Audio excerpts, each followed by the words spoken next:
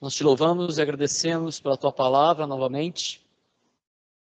Louvamos o Senhor, porque o Senhor não nos deixou no escuro. E eu oro, Deus, por esse tempo, que o Senhor me ajude primeiro a poder pregar de maneira clara, de maneira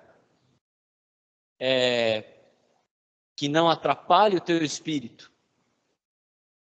para poder agir em nós. E também ajuda cada um a prestar a devida atenção, porque a tua palavra quer nos ensinar hoje. E também nos ajude e capacite depois, para que a gente possa aplicar essas verdades na nossa vida. Por essas coisas que eu oro e agradeço, em nome do teu Filho Jesus. Amém. Muito bom. Você pode abrir a sua Bíblia em Efésios. Lembrando, você precisa de uma Bíblia e você precisa de um suporte para anotar. É muito importante você poder anotar aquilo que a gente vai ensinar aqui. Eu não tenho a pretensão de que você vá memorizar absolutamente nada do que eu vou falar aqui, tá bom? Isso é importante anotar.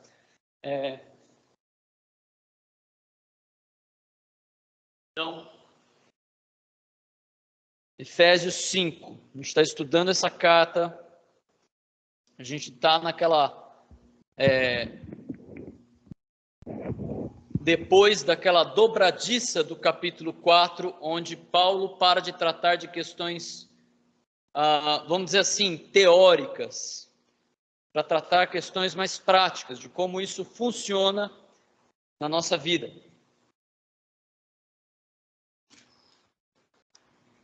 E nós estamos trabalhando, então, o capítulo 5, dos versículos 1 até o 14.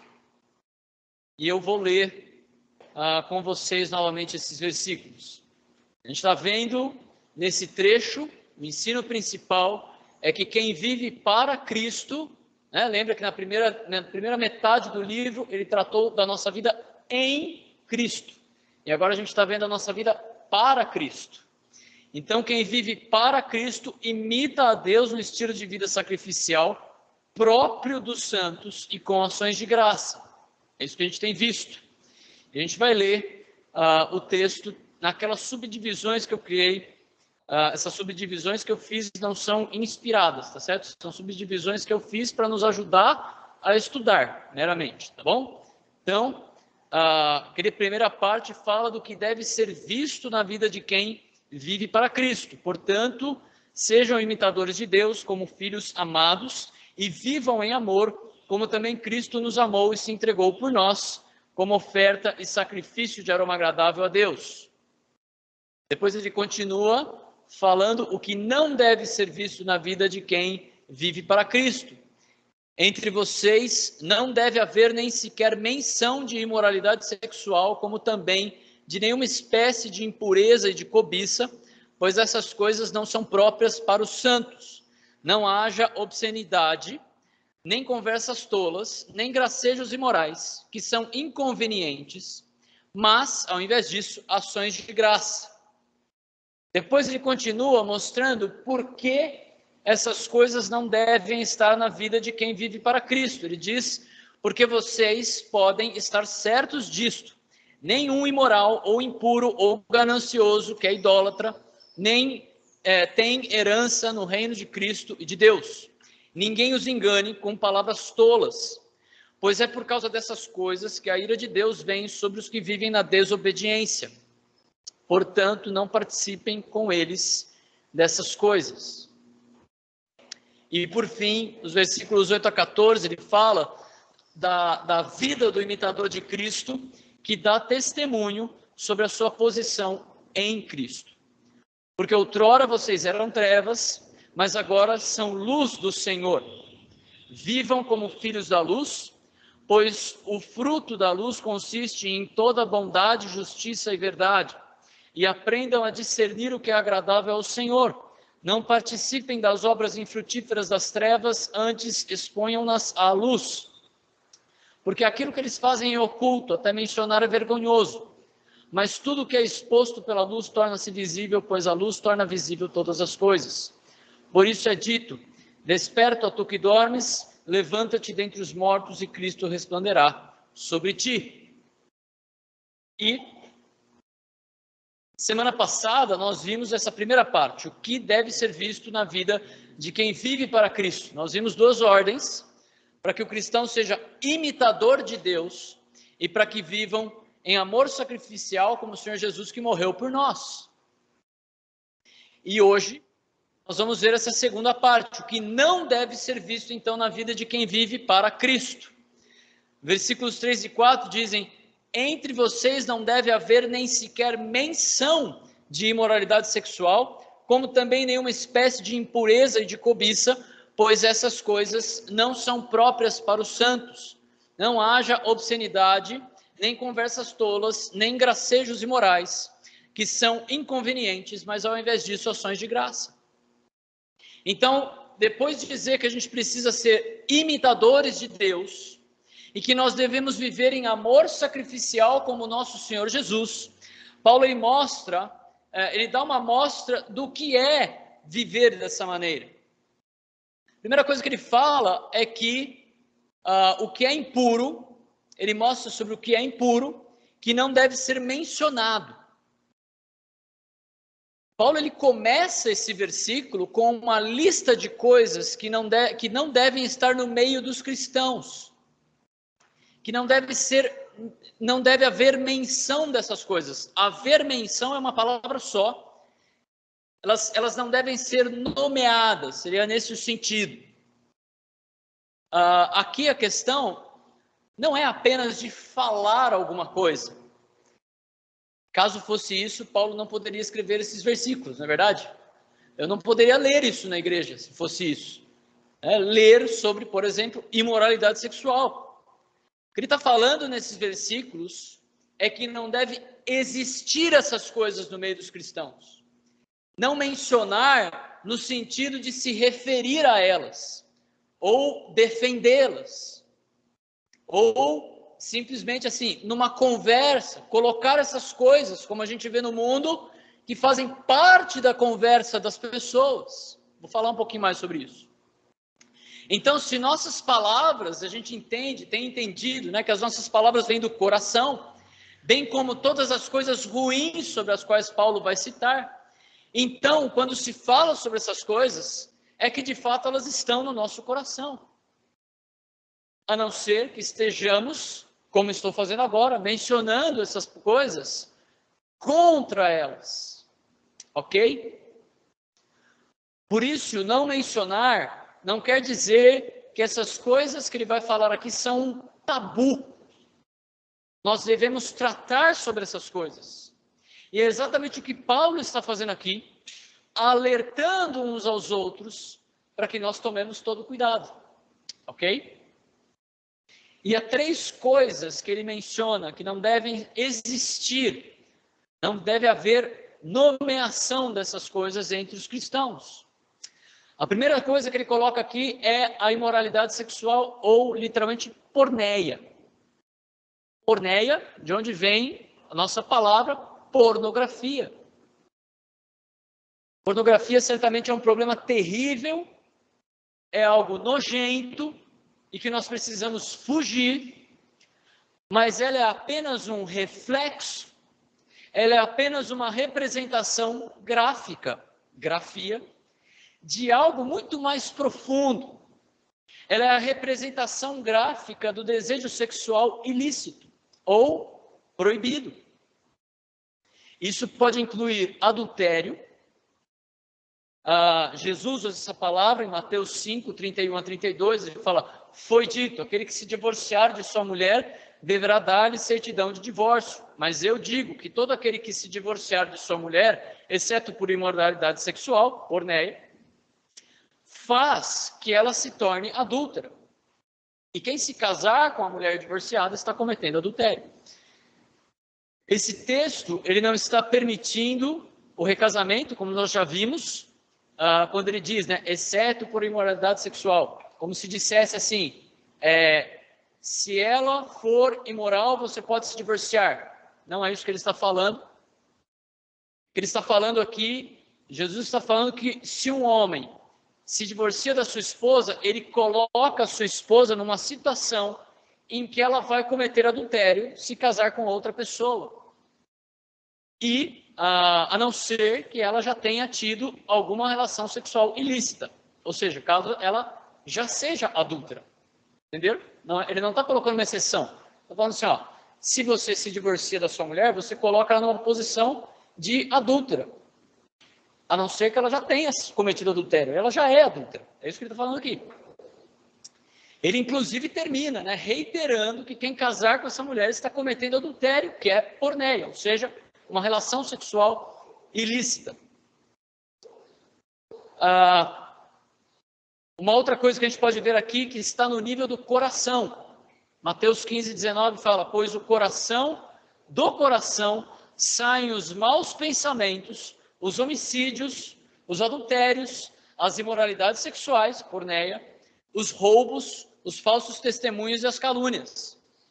Então Jesus ele está afirmando aqui que a imoralidade sexual, como qualquer outro pecado, afeta no nível do coração, no mais profundo do nosso ser. Quando a gente olha, por exemplo, uma foto sensual ou uma cena picante de um filme, isso apenas alimenta algo que já está lá dentro, no mais íntimo do nosso ser. Também está relacionado com relações sexuais com parentes próximos. 1 Coríntios 5:1, Paulo diz, por toda parte se ouve da imoralidade entre vocês, imoralidade que não ocorre nem entre pagãos, a ponto de um de vocês possuir a mulher de seu pai. Algo que ele estava acontecendo ali, ele vai indicar como lidar com aquela pessoa com a disciplina bíblica, disciplina eclesiástica. E por fim, também é relacionado com as obras da carne, em Gálatas 5:19, quando ele fala, as obras da carne são manifestas, imoralidade sexual, impureza, libertinagem, continua a lista. Outro item que Paulo coloca nesse texto é a impureza. Impureza física e impureza no sentido moral, proveniente novamente de desejos sexuais, luxúria e vida devassa. Isso é compatível com aquilo que está morto. Mas eu quero que vocês entendam que eu estou colocando essas coisas aqui porque é o que está no texto, tá bom? É feio e a Bíblia não trata o pecado como algo bonito ou agradável. Ela mostra o que é. Compatível com algo que está morto. Mateus 23, 27 fala, ai de vocês, Jesus falando, mestres da lei e fariseus hipócritas, vocês são como sepulcros caiados. Era um sepulcro caiado era um sepulcro que era pintado com cal por fora, para ficar bonitinho. Eles são bonitos por fora, mas por dentro estão cheios de ossos e todo tipo de imundície. Imundície aqui é a palavra impureza, mesma palavra que Paulo está usando. Também é uma palavra de tudo que é contrário à santidade. 1 Tessalonicenses 4:7, porque Deus não nos chamou para a impureza, mas para a santidade. Sempre acho perigoso sair das minhas anotações, mas eu acabei de lembrar de um livro de teologia que eu li no seminário e que, ao expressar a ideia de santidade, o autor falava da seguinte maneira. Fala assim, atualmente na igreja existe uma preocupação muito grande sobre o que é pecado. E quanto mais próximo a gente pode ficar do pecado sem se lambuzar. Né? Assim, o precipício está ali e a gente, em vez de falar assim, eu vou ficar longe do precipício, a gente quer saber o quanto que a gente pode andar na beirada, né? Ele falou assim, existe uma pergunta melhor para se fazer para identificar um pecado. A pergunta é, isso é santo? E aquilo para mim foi um boom, um soco no estômago, como diria o Renan. Você parar e perguntar assim, isso é santo? Isso que eu estou vendo é apropriado, é separado?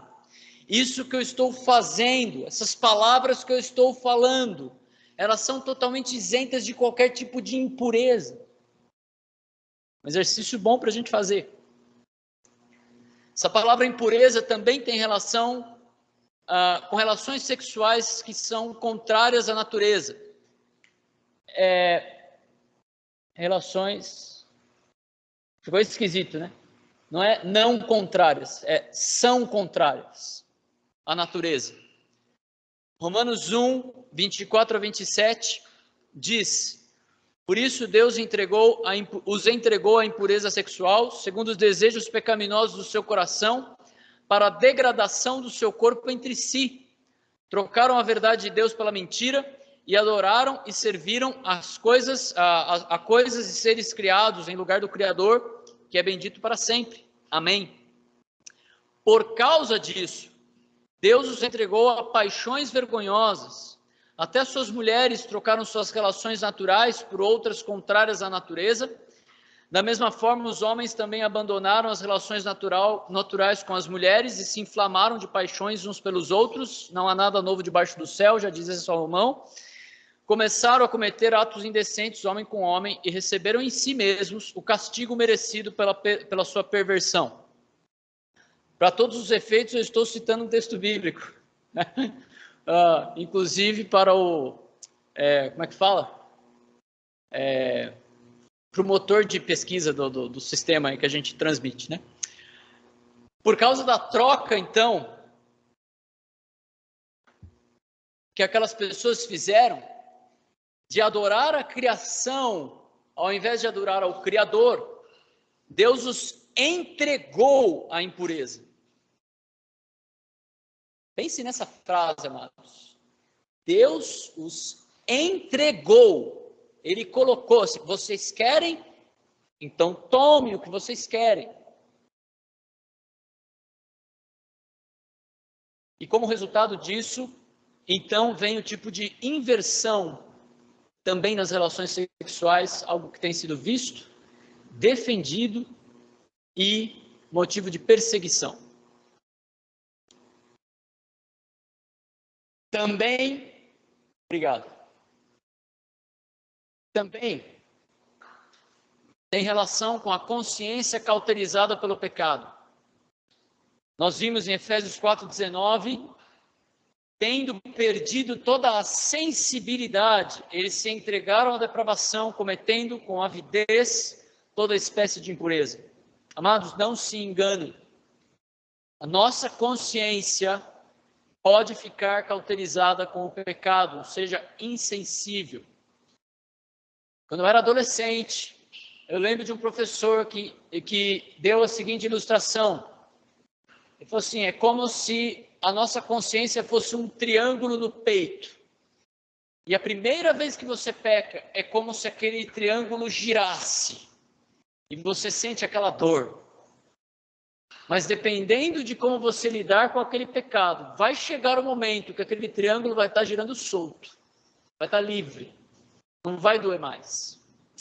Isso é o símbolo de uma consciência cauterizada. Como aquelas pessoas que são descritas em Efésios 4,19. Isso, por fim, tem relação com o próximo item que ele fala nessa listinha dos horrores, que é a cobiça. Ou seja, o desejo ávido de ter mais, ou avareza, que também está relacionado ao coração. Marcos 7, 21 a 23 diz, pois do interior do coração do homem vêm os maus pensamentos, as imoralidades sexuais, os roubos, os homicídios, os adultérios, as cobiças, as maldades, o engano, a devassidão, a inveja, a calúnia, a arrogância e a insensatez. Todos esses males vêm de dentro e tornam o homem impuro. Amados, essas coisas estão naturalmente dentro de nós. É possível também que essa cobiça tenha relação, sim, com bens materiais. Lucas 12, 15, né? Então lhes disse, cuidado, fiquem de sobreaviso contra todo tipo de ganância. A vida de um homem não consiste na quantidade de seus bens. Resumindo, desejo de ter cada vez mais. O ponto importante aqui é que todas essas coisas que Paulo está nos alertando, que não deve haver menção entre os cristãos, estão no nível do coração, estão arraigados no mais profundo do nosso ser. O que está no coração nem sempre é visível aos outros. Aliás, o que está no nosso coração às vezes não é nem visível a nós mesmos. O que está no coração está enraizado em nosso ser. E o que está no coração precisa ser tratado no nível do coração. Não adianta você falar para a pessoa que está com o coração cheio de cobiça, coisas do tipo, não faça isso, não faça aquilo. Se você fizer isso, o máximo que você vai fazer, você vai só tratar o que ela faz de acordo com o seu coração. Ou seja, você só vai tratar o comportamento da pessoa. Mas o que precisa mudar é a origem.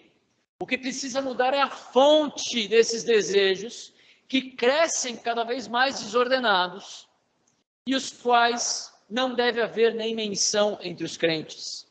E então Paulo termina, pois essas coisas não são próprias dos santos. Essas coisas elas não devem sobressair, elas não devem ser manifestas entre os santos. Não é apropriado, é impróprio ao cristão que sobressaia esse tipo de imoralidade, impureza e cobiça. Esse tipo de coisa não deve ser visto entre os cristãos. Agora, é possível que cristãos lutem nessas áreas? É possível? Claro! Se não fosse possível, Paulo não ia ter que estar tratando isso aqui, não é verdade? A questão é que isso não deve ser tolerado, isso não deve ser aceito como algo comum, como algo normal na vida de um cristão. A única menção, novamente, deve ser no sentido de rebatê-las, de lutar contra essas coisas e alertar. Só que a lista não para por aí. No versículo 4, ele continua dizendo que, versículo 4, não haja obscenidade, nem conversas tolas, nem gracejos imorais que são inconvenientes. Toda vez que eu falo essa palavra obscenidade, eu lembro do pastor Bill tentando falar da, como é que era? Da pecaminosidade. Enrola a língua essa palavra. Obscenidade ou imoralidade vem de uma palavra que significa literalmente algo baixo. Sabe quando você fala assim, aquilo é uma baixaria? Aquela conversa lá está uma baixaria. É exatamente esse sentido. Algo baixo, de baixo nível. Conversas tolas. Ou seja, conversas inúteis, que não levam para nada. Gracejos imorais. Ou seja, ficar fazendo piadinhas indecentes. Paulo, ele também, então, ele começa falando de coisas imorais que estão no nível do coração, certo? E depois ele começa a falar do que está cheio o coração. A boca fala do que está cheio o coração. Então ele passa a falar daquilo que vem para fora. Porque o coração está cheio dessas coisas. Duas ilustrações sobre isso. Primeiro para os homens. Você está no trabalho, ou algum lugar com seus amigos descrentes. Passa aquela moça do escritório que gosta de chamar atenção. E logo começam alguns olhares e comentários, não é verdade? Já passaram por isso? Se vocês trabalham em algum lugar que não seja uma editora de livros cristãos, bom, espero que não tenha isso lá, ou qualquer outro lugar que tenha descrentes, você já deve ter passado por isso. Aqueles homens estão cheios de desejo, de impureza, transpirando imoralidade, e colocam isso para fora com toda a naturalidade. Ilustração 2, mulheres. Um grupo de mulheres começa a conversar, de repente surge aquele assunto do último episódio daquela novela, de capítulo, né? Ou então de um filme romântico, Aí elas começam então a falar daquele galã da história, aquele homem atencioso, cuidadoso com a sua mocinha ali da história, que é casada inclusive com outro. E aí elas começam a trocar ideia de como aquele homem é maravilhoso. E como elas deveriam talvez largar aquele velho gordo do marido delas, para então ficar com aquele homem forte e atencioso. Já passaram por isso, ou coisa parecida? Eu estou falando porque eu já escutei esse tipo de coisa, assim. Acontece, né? Aquelas mulheres também estão cheias de desejo, cheias de impureza, também estão transpirando imoralidade, colocando isso para fora com toda a naturalidade. E Paulo então reitera que essas coisas são inconvenientes para o cristão. E ele dá a resposta. A resposta para esse mal é a gratidão. Que coisa de louco! Achei que a resposta para o marido feio era marido bonito, né? Mas não, é a gratidão. Que coisa, vamos entender isso. Entre vocês não deve haver nem sequer menção de moralidade sexual, como também nenhuma espécie de impureza e de cobiça, pois essas coisas não são próprias para os santos, para os separados. Não haja obscenidade, nem conversas tolas, nem gracejos imorais que são inconvenientes, mas, ao invés disso, ou seja, despojar, mudar de ideia e revestir, lembra que ele falou sobre isso? Mas, ao invés disso, ações de graça. Gratidão. Palavra que a gente ouve de vez em quando, Eucaristia. Gratidão. Ação de graças é parte da solução, por exemplo, para a ansiedade. Filipenses 4, 6 a 7. Não andem ansiosos por coisa alguma, mas em tudo, pela oração e súplica e com ações de graça, apresentem seus pedidos a Deus. E a paz de Deus, que excede todo entendimento, guardará os seus corações e as suas mentes em Cristo Jesus. Também essa gratidão, essas ações de graça, é sinal de alguém que caminha com Cristo. Colossenses 2, 6 a 7. Portanto, assim como vocês receberam a Cristo, o Senhor, continuem a viver nele, enraizados, edificados nele, firmados na fé, como foram ensinados, transbordando de gratidão, de ações de graça. E a ação de graça, então, é a resposta para a imoralidade, para a sexualidade impura e para a cobiça. Amados, o que Paulo expõe aqui é a origem de toda essa imoralidade sexual, de toda a impureza, de toda a cobiça que impede alguém de deixar de se afundar nessas coisas e, por fim, acabam falando dessas coisas de acordo com o seu coração. E ele fala que essa origem é uma só: ingratidão. Uau! A gente espera qualquer coisa menos isso. Pelo menos eu.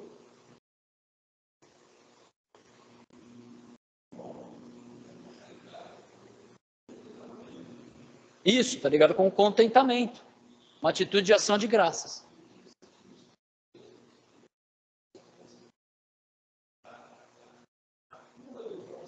Isso. A expectativa do nosso futuro nos traz esperança. Nos traz contentamento. Ações de graça. Muito bom. Um coração grato, contente com o que Deus tem provido, não tem motivo para encontrar na imoralidade um refúgio ou satisfação. Não existe espaço ali, porque as ações de graça que estão enchendo esse coração, mesmo princípio se aplica à ansiedade, né? Se eu estou contente com o que eu tenho hoje, eu não preciso ficar me preocupando com o que virá ou não. Algumas aplicações para a gente entender melhor essas coisas para a nossa vida. Quando aqueles homens e mulheres demonstram ingratidão, como eu falei ali na ilustração, através da imoralidade, impureza e cobiça, qual é a sua resposta? Ilustração 1, para os homens. Você está trabalhando ou está em algum lugar com seus amigos descrentes. Passa aquela moça do escritório que gosta de se mostrar. E logo começam a olhar os comentários e agora, de repente, alguém cutuca você com o cotovelo, dá uma jogada de cabeça. E aí, você gosta? Qual a tua resposta? Você quer ficar bem com aquele pessoal? Ou você vai responder, eu gosto, tenho a minha. Não preciso de outra. Qual é a nossa resposta? Certa vez eu ouvi um homem dar um testemunho. Ele estava numa viagem de negócios com vários colegas. E aí eles começaram a fazer aqueles planos para ter as suas aventuras. Não vou entrar em detalhes, vocês já entenderam, certo? E aí ele lá no meio daquela turma lá, o nome de tal lugar, falaram de tal lugar, não sei o quê. E aí, você vem? Ele olhou para os homens e falou, pessoal, vocês quiserem ir, podem ir. Eu não posso. Eu tenho um compromisso com a minha esposa e tenho um compromisso com o meu Deus que me impedem de fazer isso. Ninguém saiu aquela noite. Por causa do testemunho daquele homem, todos ficaram constrangidos e desistiram das suas aventuras. Glória a Deus por isso. Um grupo de mulheres está conversando e de repente surge o assunto do último episódio ou daquele filme romântico. Começam a falar do galã da história, um homem atencioso, que cuida da mocinha, casada com outro. E elas começam a trocar ideia daquele homem maravilhoso, como talvez seria bom poder trocar os seus maridos por um homem daquele. E de repente, uma dessas mulheres vira para você e diz, e aí, você trocava o seu marido por um homem desse, não trocava? Qual é a sua resposta?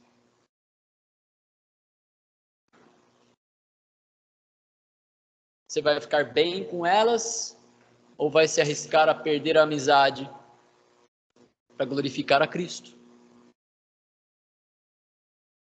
Que tipo de conteúdo é possível observar nas suas postagens, nas suas redes sociais? Não é base ali. Nas suas redes sociais. Que tipo de conteúdo você compartilha ou que tipo de conteúdo você reproduz? E o que chama a sua atenção? A verdade, amados, é que se a boca fala do que o coração está cheio, as redes sociais e aplicativos de comunicação espalham o seu coração pela internet e pelo mundo todo. E o que tem sido espalhado? O que tem sido compartilhado? Que faceta da sua vida você deseja que os outros curtam e compartilhem? Quais tipos de elogios talvez se esteja buscando nesse tipo de ambiente?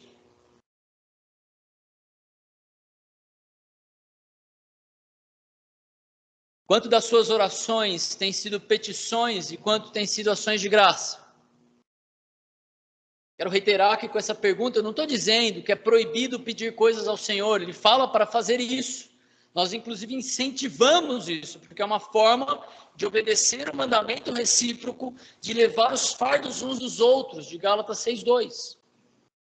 Porém, como é que nós temos pedido pelas nossas necessidades, ao mesmo tempo que a gente reconhece a bondade do Senhor em suprir as nossas necessidades, considerando, por exemplo, Filipenses 4:6-7.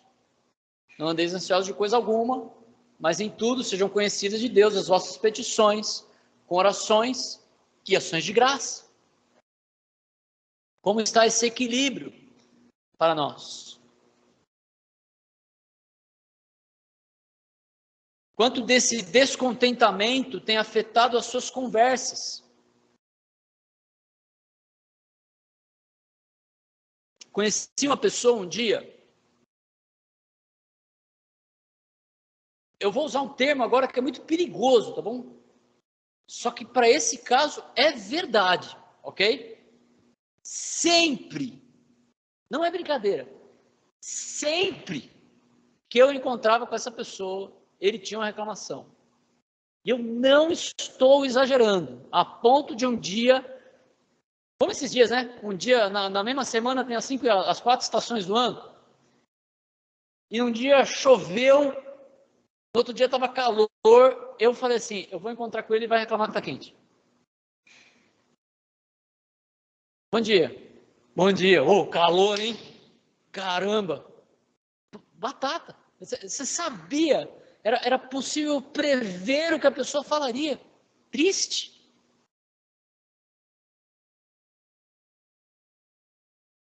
A conversa dele, amados, era toda baseada no seu descontentamento de qualquer coisa.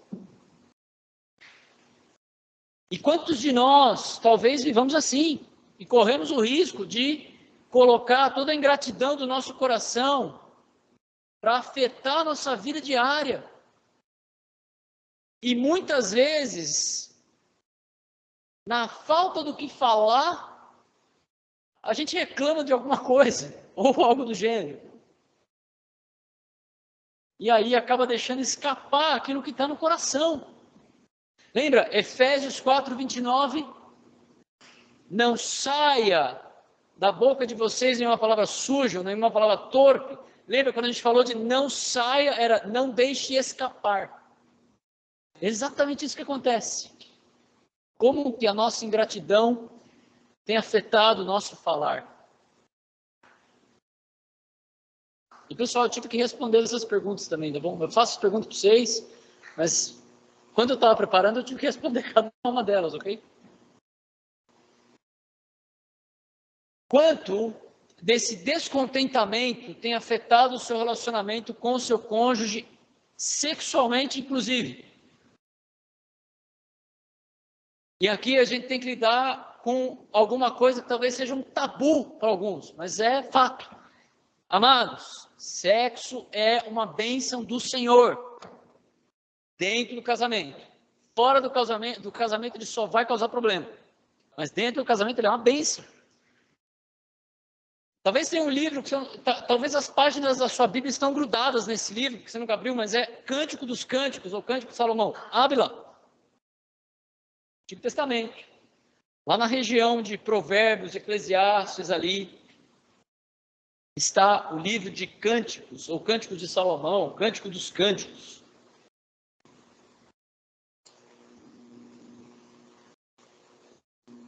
E eu vou ler capítulo 1, versículos 2 a 4.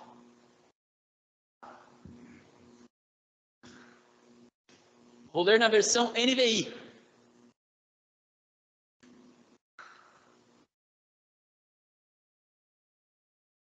Tire as crianças da sala. Ah, se ele me beijasse, se a sua boca me cobrisse de beijos. Viu? Pode isso. Sim, as suas carícias são mais agradáveis que o vinho. A fragrância dos seus perfumes é suave. Tá vendo, homem? Põe perfume, rapaz. O seu nome é como perfume derramado. Não é à toa que as jovens o amam. Leve-me com você. Vamos depressa. Leve-me o rei para os seus aposentos. Estamos alegres e felizes por sua causa. Celebremos o seu amor. Mais do que o vinho. Com toda razão você é amado.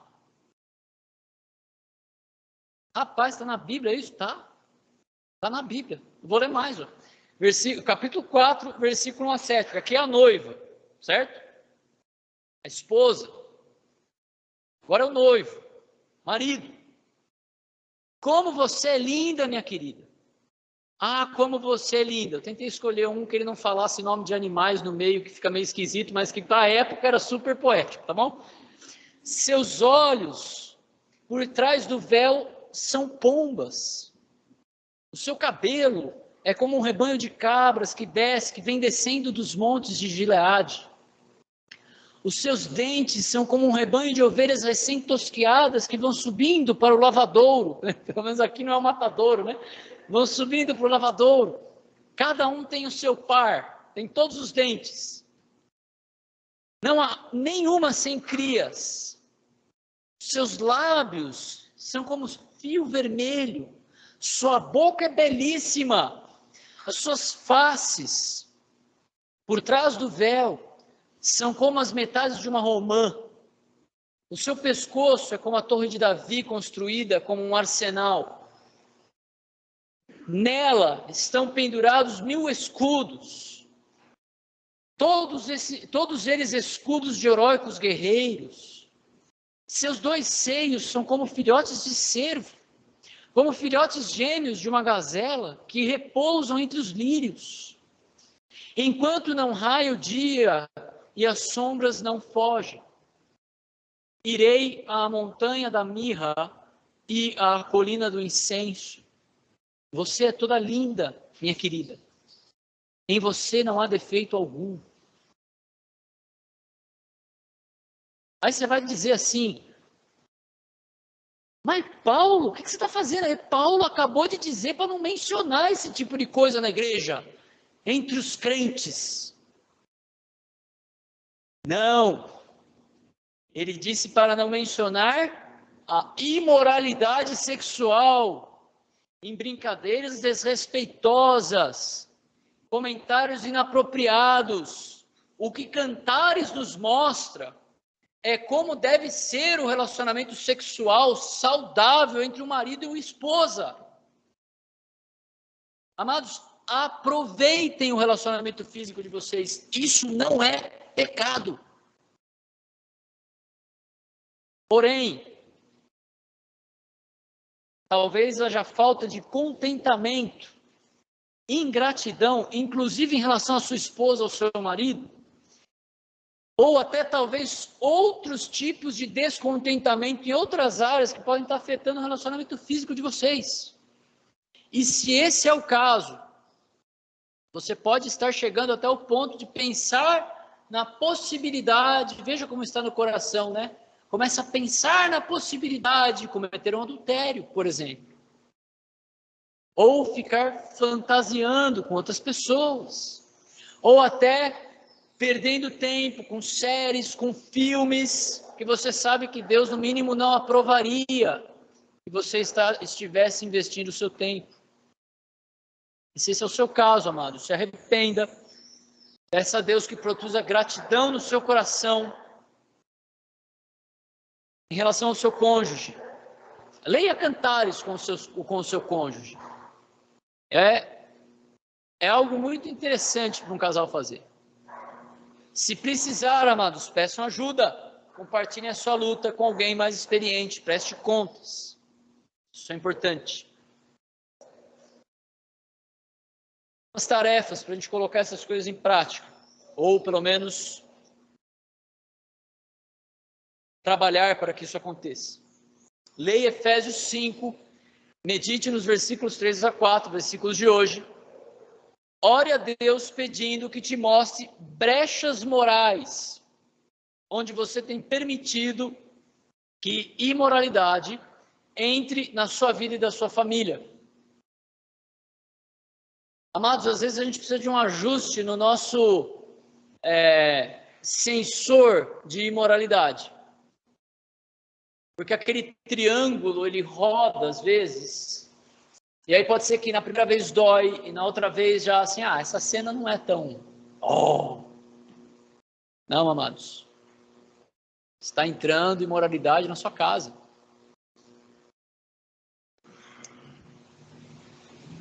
Prepare-se para o grupo céu, lendo e meditando nas perguntas da mensagem. Se necessário, escuta ou leia o esboço da mensagem, suas anotações. Pense e observe que tipo de programas, conteúdos de internet, filmes e séries você tem assistido. Peça a Deus que o ajude a lutar contra a imoralidade.